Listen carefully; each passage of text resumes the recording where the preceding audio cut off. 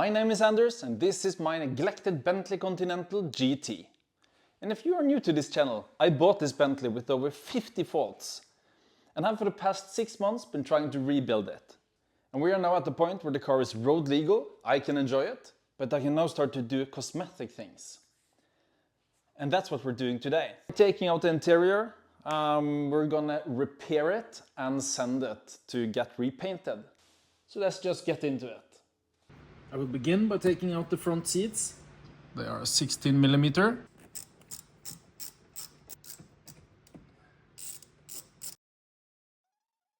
Make sure that it's tilted all the way up.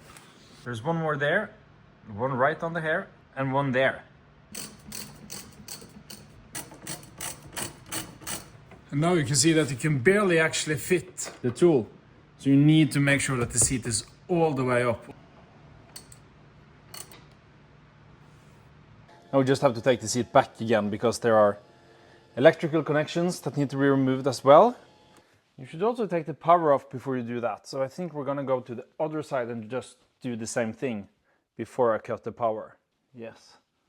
Push the seat all the way up.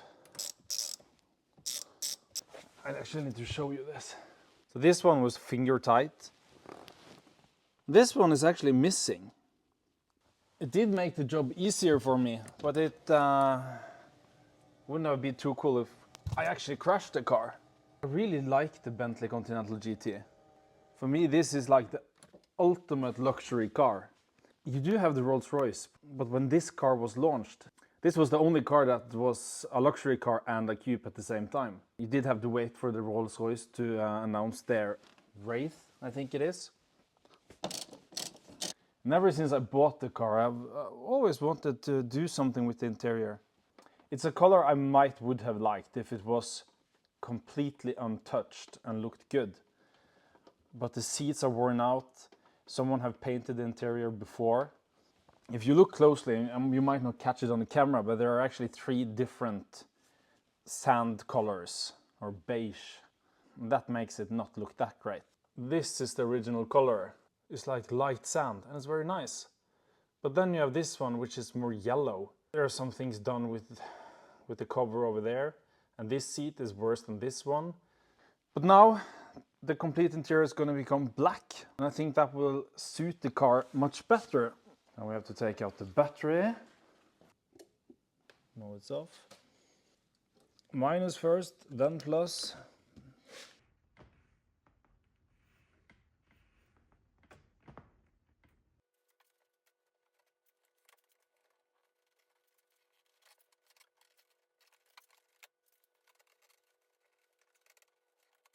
They're really heavy.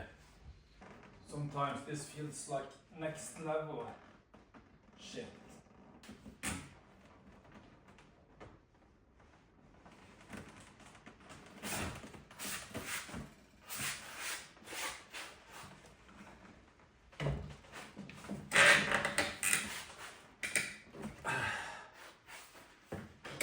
One seat out.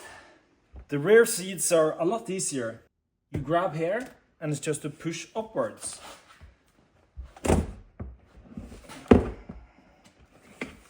That's the lower cushion.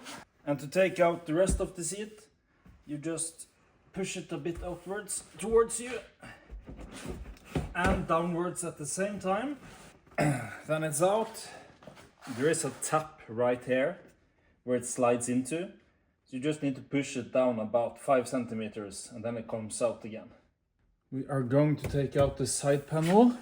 I'm not going to take these in at the moment because I think I'm going to try to do them here in my own garage when I have learned how to do this. So to begin with, we're going to send the front seats, the rear seats, the door panel and the rear panel. I'm also considering removing the headliner.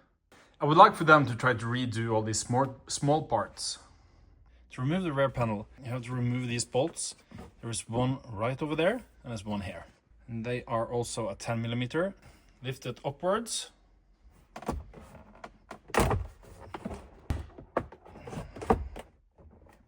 So the panel has 3 connectors. One for the tweeter speaker, one for the mid-range, and one for the window.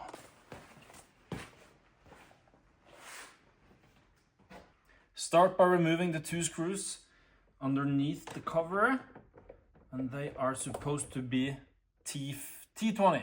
Look like this. Then you need to take up the control unit for the windows. Use a pry bar like this. There is a clip underneath here, and it's a bit tricky to actually get it out.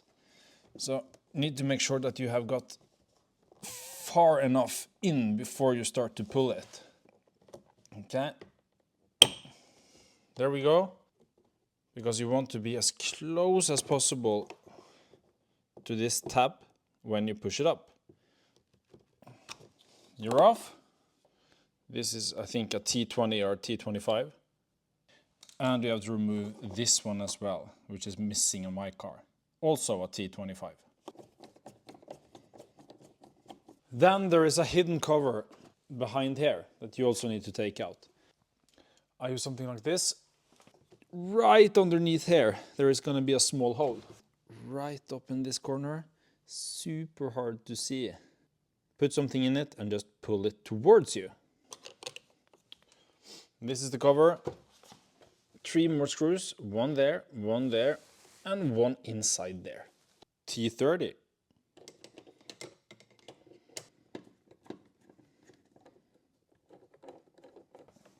Push it towards you. Lean your foot on it, that's the best.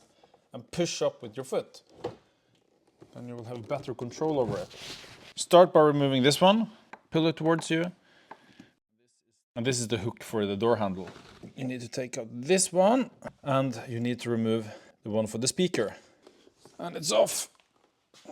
So the plan with the Bentley is to repaint the whole interior. It's not that I don't like the two-tone, but a lot of the panels have been repainted so that they're not the same color anymore.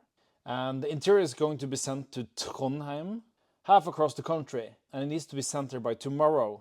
Now it's midnight. I still need to take out this part, and I need to take out the headliner. The parts that we're not taking with us, I'm gonna try to do it myself. So that's gonna be very interesting. So hopefully I am an expert on this by the time I get home. Hopefully you will learn something by the process as well. And a huge thanks to BLXdown for actually making my dreams come true with this car. Because they actually helped me with parts and things like this. We're also going to do a big stereo update on the car that's never been done before. I think this is going to be a very cool thing to do. This is a Bentley ASI with almost 800 horsepower. This is a mean car. It's a lot of carbon fiber parts. And all the wood in the car is also going to be replaced at one point. Our hope is to find someone that can make us custom-made carbon parts. Because even though it's a super rare car, they didn't do much to the interior. And if you wonder what we're going to do in the future as well, we're going to tear down the whole engine. We need to change the vacuum lines. I'm also going to see if the budget is there to upgrade the turbos. There are already upgraded turbos from ASI. But I'm going to see if we can make some hybrid turbos to push this car to over 1,000 horsepower. So that's the plan for now. I'm going to continue to take about this interior, and I hope you guys enjoyed watching. See you guys next time.